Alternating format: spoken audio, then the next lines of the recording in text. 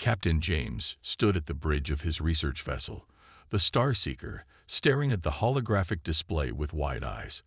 What his team had just discovered in this remote sector of space was beyond anything they had expected to find. The scanning systems were lighting up with hundreds, no, thousands of signals. "Captain, you need to see this," called out Tom, his senior scanner technician. "These readings, they're off the charts." James walked over to Tom's station, his boots making soft sounds on the metal floor. The scanner display showed a massive fleet of ships, stretched out across the empty space like a metal graveyard. But these weren't just any ships. They were enormous, their designs unlike anything in the known galaxy. "How many?" James asked, his voice barely above a whisper. "We've counted over 3,000 vessels so far, sir, and these are just the big ones. There seem to be countless smaller craft scattered among them." The Star Seeker slowly moved through the ancient fleet, its lights illuminating the dark hulls of ships that hadn't seen light in what must have been tens of thousands of years. Their surfaces were covered in strange patterns that seemed to flow like frozen rivers across their hulls. Dr. Baker, the ship's age assessment specialist, rushed onto the bridge. Her usual calm demeanor was replaced with obvious excitement. "Captain, preliminary dating puts these ships at roughly 50,000 years old, maybe older." She paused to catch her breath. This could be the greatest archaeological find in the last century. James nodded slowly, taking in the information. He had spent 20 years working for the Galactic Archaeological Survey, but nothing in his experience had prepared him for something of this scale. "Send the initial report to Galactic Council headquarters," he ordered his communications officer. "Mark it as priority 1. The response came faster than expected. The holographic display flickered to life, showing the stern face of Council Representative Wilson. The man's expression was one of barely contained boredom. "Captain James," Wilson said, his voice flat, "we've reviewed your preliminary report. While the find is interesting, it hardly warrants a priority 1 classification." James felt his jaw tighten. "Sir, with all due respect, we're looking at technology that predates most known civilizations. The scale of this fleet is impressive, yes," Wilson interrupted. "But Captain, surely you understand that size doesn't equate to sophistication. Many primitive civilizations built large structures or fleets simply because they lacked the efficiency of modern engineering." The dismissive tone in Wilson's voice made James's blood boil, but he kept his composure. "Council Representative, if you could just send a research team." "We'll send a basic archaeological assessment unit within the next few weeks," Wilson said, waving his hand dismissively. "For now, catalog what you can and continue your regular survey route. These relics aren't going anywhere." The transmission ended, leaving James standing in frustrated silence. "They're wrong," Dr. Baker said quietly. "There's something different about these ships. Look at the precision of their construction. Even after 50,000 years, their hull integrity is nearly perfect." James walked to the observation window, looking out at the massive vessels. One ship, in particular, caught his attention. It was larger than the others, its hull decorated with intricate patterns that seemed to pulse faintly in the starlight. "Prepare the exploration pods," he ordered. "If the Council won't take this seriously, we'll gather enough evidence to make them listen." As the crew began their preparations, none of them noticed the subtle changes happening across the ancient fleet.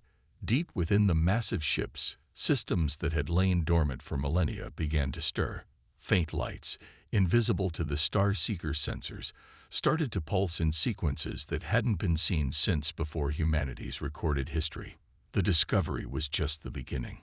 Soon, the Galactic Council would learn that their dismissive attitude toward primitive relics was about to cost them dearly.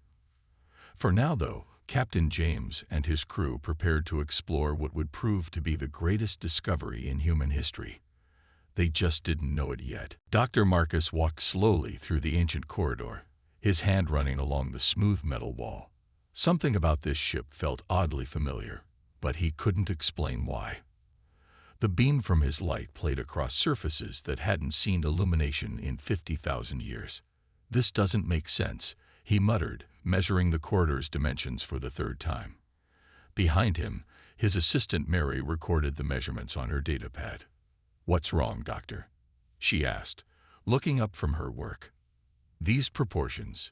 He gestured at the hallway. "They're perfect for human use. The height, the width, even the distance between the support beams. It's all exactly right for human comfort." Through their protective suits' comms, Captain James's voice crackled. "Marcus, we found something in the main control room. You need to see this." 5 minutes later, Marcus stood in what appeared to be the ship's bridge. The room was massive, but what caught his attention were the seats in front of various control panels. They were designed for beings with human proportions: 2 arms, 2 legs, and a similar size to modern humans. "Look at this," Tom said, pointing his scanner at one of the control panels. "The button spacing, the height of the controls. It's all ergonomically perfect for human hands." Marcus moved closer to examine the panels. Beneath millennia of dust, he could make out markings next to each control. He carefully brushed away the dust, revealing symbols that made his heart skip a beat. "This is impossible," he whispered. "What is it?" Captain James asked, moving to his side. "These markings, they're similar to ancient Earth scripts. Very, very ancient ones, but the pattern is unmistakable." Marcus traced the symbols with his finger. "This one resembles Proto-Sanskrit, and these others, they're like an early form of hieroglyphs, but more advanced." The Discovery team's excitement was interrupted by another transmission from the Galactic Council. This time, it was Admiral Wright, the military science advisor. Captain James, the Admiral's holographic form, appeared in the center of the bridge, looking around with obvious disdain. "Our preliminary analysis of your data suggests a rather primitive vessel design. The power systems alone are practically archaic by our standards." Marcus stepped forward. "Sir, with respect, you're wrong. We've found evidence that—" "Evidence?" Wright laughed. "Dr. Marcus, I understand your enthusiasm, but let's be realistic. These ships were clearly built by a species that barely understood basic space travel. The simple layout, the crude engineering—" "Simple?" Marcus interrupted, his patience wearing thin. "Admiral, everything about this ship is perfectly designed. The engineering isn't crude, it's elegant, efficient, and there's something else you should know." "That will be all." Wright cut him off. "We're sending a salvage team to assess the fleet for any useful materials. These relics might at least serve some practical purpose." After the transmission ended, Captain James turned to his team. "We have 2 days before the salvage team arrives. Let's make them count." As they continued their exploration, they found more evidence. Every door was sized for human use. Every control panel was perfect for human hands. And the markings, they were everywhere, hinting at a connection that seemed impossible. In a small room off the main bridge, Marcus found something that made everything else pale in comparison. A simple image, etched into a wall panel, a circle with lines radiating from it, and around it, 9 smaller circles in familiar positions. "Captain," he called out, his voice shaking, "I found their symbol for their home system. It's our solar system, Earth's solar system." As the team gathered around the ancient star map, none of them noticed the ship's systems continuing to wake up. In a hidden chamber deep within the vessel, a message began repeating in an ancient code, the same message over and over. "Identity confirmation required. Human genetic markers detected. Initiating verification protocols." The truth about the fleet's origins was about to become clear, and the Galactic Council's mockery would soon turn to disbelief. But for now, Marcus and the team could only stare at the star map, trying to comprehend what it meant for humanity's true history. The ancient data core hummed to life, casting a soft blue glow across the ship's central computer room. Marcus held his breath as streams of information began flowing across the holographic display. After 3 days of careful work, they had finally managed to power up the ship's main computer. recording everything, Mary said, her fingers moving quickly across her datapad. The amount of data here is incredible. Captain James watched as strange symbols flashed across the screen. Can we decode any of it? Marcus nodded slowly, his eyes fixed on the display. The computer's already working on it. These patterns, they're like extremely early versions of human languages. All of them. Mixed together, but organized in a way that he trailed off as new text appeared. The symbols began shifting, transforming into something readable. A message appeared. Archive accessed. Welcome, children of Earth. The room fell silent. Even the constant hum of their equipment seemed to fade away as they stared at those 5 words. That's impossible, Tom whispered. This ship is 50,000 years old. Humans weren't. Before he could finish, more text appeared. This archive contains the history of the first human empire. Access granted to verified human descendants. Marcus's hands shook as he began accessing the files. Images appeared in the air around them. Stars, planets, maps of a vast civilization that had apparently existed before recorded human history. And ships. Thousands of ships identical to the ones they had found. Look at these dates, Mary said, her voice filled with awe. This civilization, our civilization, it existed more than 50,000 years ago. We didn't evolve on Earth. We returned there. The data kept flowing. It showed a human civilization far more advanced than anything currently known. They had mastered technologies that even the Galactic Council considered theoretical. But something had happened, something that made them choose to leave it all behind. A transmission interrupted their discovery. Council Representative Wilson appeared, along with Admiral Wright and 3 other council members. Their expressions changed from annoyed to concerned as they saw the active computer systems. Captain James, Wilson said sharply, you were ordered not to activate any systems. The salvage team cannot be allowed to dismantle these ships, Marcus cut in. These aren't alien vessels. They're ours. Human ships. Wright laughed, but it sounded forced. Dr. Marcus, your imagination is running wild. Humans are barely space capable. Your civilization only achieved faster than light travel a century ago. This time, Marcus replied. He touched a control, and the room filled with projections of ancient human cities on 100 worlds. But not the first time. We had an empire once. All of this belonged to humanity. Preposterous, Wilson snapped. Humanity is young. New. Your species. A new voice filled the room, deep, resonant, and coming from the ship itself. Species identity confirmed. Human presence verified. Beginning full systems activation. Around them, the ancient ship was coming to life. Lights flickered on throughout its massive corridors. The hum of power systems grew stronger, and in space around them, the rest of the fleet was awakening too. What have you done? Wright demanded, his face pale even in the hologram. We didn't do anything, Captain James said calmly. We just came home. The council members' protests were cut short as their transmission was overridden. The ship's AI had more to share, the true history of humanity's first rise among the stars, their great achievements, and the reason they had chosen to start over. As Marcus read through the files, he understood why the fleet had been left here, waiting. It wasn't just ships they had found.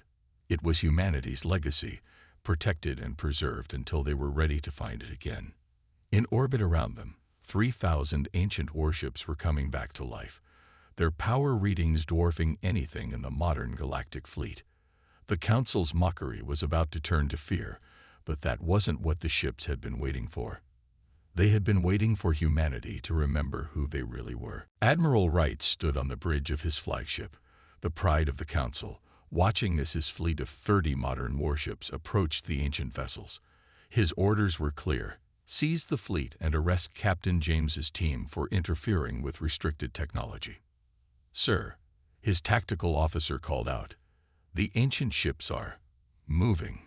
Wright frowned. Moving. Those relics shouldn't even have power.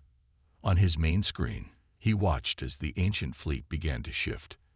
It was like watching a sleeping giant wake up. Massive ships turned with impossible grace, their dark hulls coming alive with lines of blue energy. Aboard the ancient flagship, Captain James and his team watched in awe as the ship's AI took control.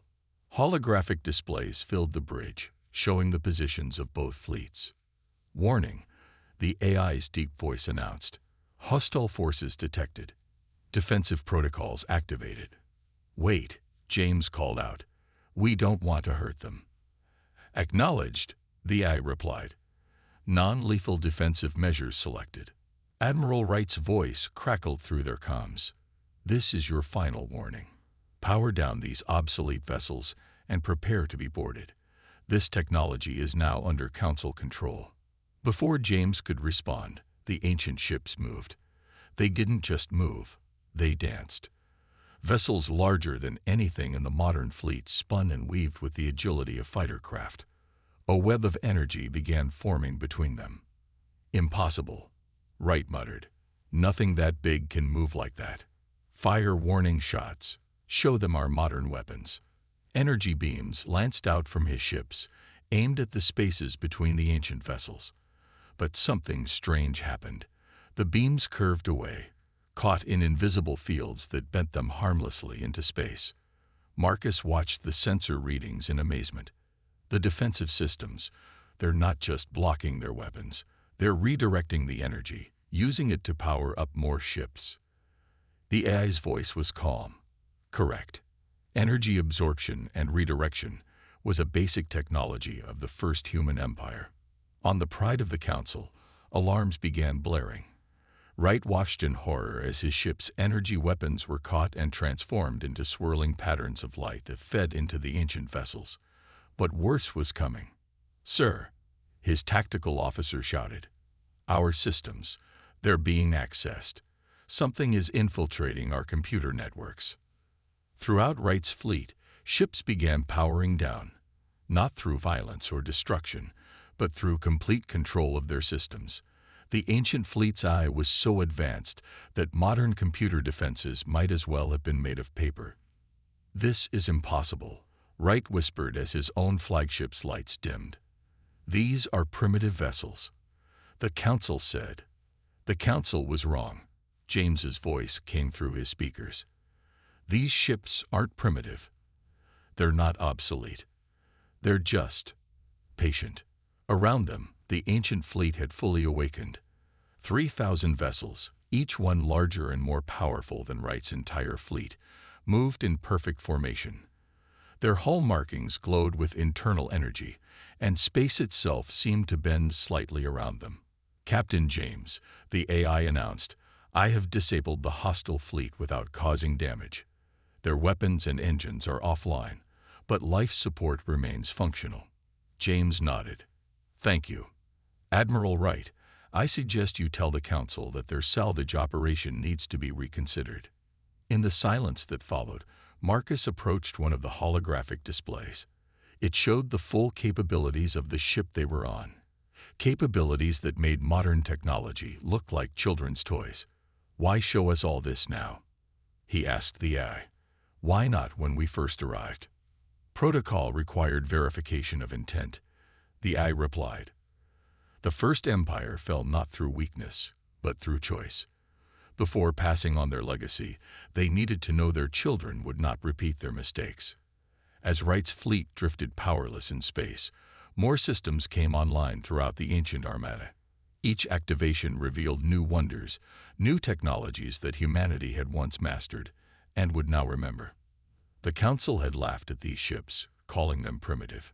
Now they would learn that humanity's past was far greater than anyone had imagined, and its future was about to change forever. Marcus sat in the ancient ship's library, surrounded by holographic displays showing the true history of humanity. Each new file he opened revealed another piece of their forgotten past. What he found both amazed and troubled him. Doctor, Mary called from another console. I think I found why they built this fleet. The holographic displays shifted, showing images of Earth from 50,000 years ago. But it wasn't the Earth they expected to see. The planet was under attack. Playing historical record, the AI announced. The images showed massive creatures, like living mountains, emerging from space. They were planet eaters, ancient beings that devoured worlds for sustenance. Earth had been their target. The devourers, the AI explained. They threatened all life in this sector of space. The first human empire stood against them. New images appeared, showing the same fleet they now controlled engaging these cosmic horrors. The battle was incredible.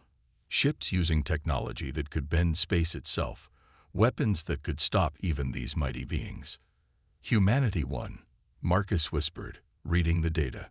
They saved not just Earth, but hundreds of worlds. Correct, the AI confirmed. But victory came with knowledge that troubled them. The First Empire realized they had become too powerful. They had weapons that could destroy stars, technology that could reshape reality. They saw other empires become corrupt with such power. Captain James watched the displays with growing understanding.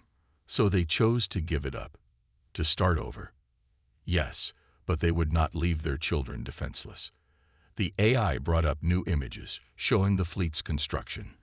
They built us to guard Earth, to watch over humanity's cradle until they were ready to return to the stars. Through the ship's windows, they could see the council ships still drifting powerless. On every communication channel, council members were demanding explanations, making threats, and finally beginning to plead. The fleet carries more than weapons, the AI continued. We have the means to terraform worlds, to create new homes for humanity, technology to heal planets damaged by war or natural disaster, knowledge that could lift civilizations out of darkness. Mary looked up from her console. But the devourers, are they still out there? They sleep deep between the stars, but they will wake again. That is another reason we waited. Humanity needed to be ready, not just technologically, but spiritually. The First Empire left specific signs to watch for. Marcus nodded slowly. The Council's mockery, their dismissal of what they thought was primitive. You were watching how we would react to that, weren't you? Yes, a species that laughs at what they don't understand is not ready for power. But those who seek to learn, to understand despite the ridicule of others, they show wisdom. On the main screen, a new message from the Council appeared. This one was different. Instead of demands or threats, it was a formal apology, signed by the High Council itself.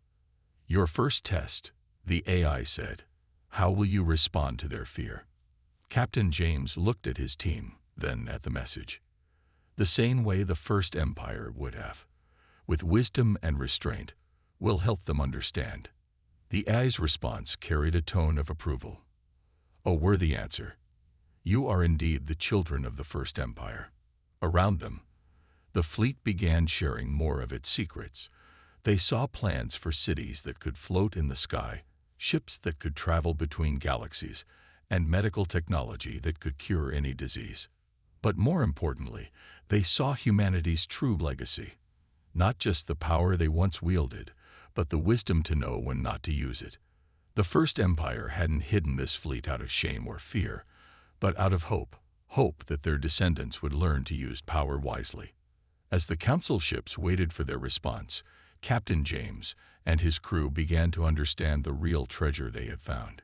It wasn't the technology, amazing as it was the lesson taught by their ancestors, that true greatness lies not in the power you hold, but in how you choose to use it. The Great Hall of the Galactic Council fell silent as the holographic display activated. Representatives from 100 alien civilizations watched as Captain James and his team prepared to share what they had discovered. The council members who had once laughed at the primitive fleet now sat quietly, humbled by recent events. Show them, James said softly to the eye. The hall filled with images of ancient human civilization, not cave paintings or stone tools, but vast cities that stretched into the clouds, ships that could cross galaxies, machines that could reshape planets. 50,000 years ago, Marcus began. Humanity didn't evolve on Earth. We returned there. The images shifted, showing the true history of the first human empire. It had been vast, covering thousands of worlds. But unlike other empires, it had been built not on conquest, but on exploration and discovery. Your histories speak of the great builders, Marcus continued, looking at the alien representatives. The ones who left behind wonders across the galaxy. The ones you could never identify. He paused. They were human. Murmurs filled the hall. Every spacefaring race knew of the great builders. Their works were legendary, their technology still unmatched. And now, the truth was being revealed. The AI's voice echoed through the chamber. The first empire achieved what many thought impossible. They created technology that could harness the power of stars. They learned to fold space itself. They even discovered the key to immortality. Then why? A council member asked. Why give it all up? Why return to a primitive state on Earth? The answer came in new images. They showed other empires, ones that had gained similar power. Empires that had become tyrannical, using their technology to enslave others. Empires that had destroyed themselves in wars over ultimate power. The first empire saw what they could become, James explained. They saw how easy it would be to rule the galaxy, to force their will upon all other races, and they chose a different path. Mary stepped forward, activating another display. They didn't just hide their technology. They created a great experiment. They wanted humanity to evolve again, naturally, but this time with guardians watching over them. The images showed the creation of the fleet. Each ship was more than a weapon. It was a library, a keeper of knowledge, a protector of humanity's legacy. The AI systems were programmed not just to guard, but to watch and wait for the right moment. Your mockery of these ships, Marcus said to the council, was part of the test. The first empire knew that true wisdom means never looking down on what you don't understand. The council chamber erupted in discussion. Some members were afraid, others angry, but many were simply amazed. The race they had dismissed as newcomers was actually the one they had respected throughout history. There's more, James announced, and the room quieted again. The first empire left us a warning. They faced enemies that still sleep in the dark spaces between stars. Enemies that will one day wake again. The AI showed images of the Devourers, the cosmic horrors that had threatened all life. These beings hibernate in cycles of 50,000 years. Their awakening approaches. Fear spread through the council chamber, but James raised his hand for attention. The first empire didn't just leave us weapons. They left us a choice. We can unite, prepare together, share knowledge, and work as one. Or we can fall into the same traps of pride and power that have destroyed so many civilizations. The hall grew quiet as the truth sank in. Humanity hadn't just reclaimed its history. It had inherited a responsibility. The fleet wasn't just a collection of powerful ships. It was a test, a gift, and a challenge all in one. As the council members began to understand the full scope of what had been revealed, the AI displayed one final message. It was written in the ancient human script, but now everyone could read it. Power without wisdom destroys itself. But wisdom without power cannot protect others. Find the balance, and the stars will be yours again. The revelation was complete. Now came the hard part, proving they deserved this legacy. 1 month after the revelation at the council chambers, Captain James stood on the observation deck of the ancient flagship, now named Legacy. Earth floated below, beautiful and blue, while the fleet hung in orbit like a protective cloud of stars. It's time, the AI announced. All systems are ready for integration. Around the world, people gathered to watch. The fleet that had once been mocked as primitive was about to show its true purpose. It wasn't just meant to fight, it was meant to uplift.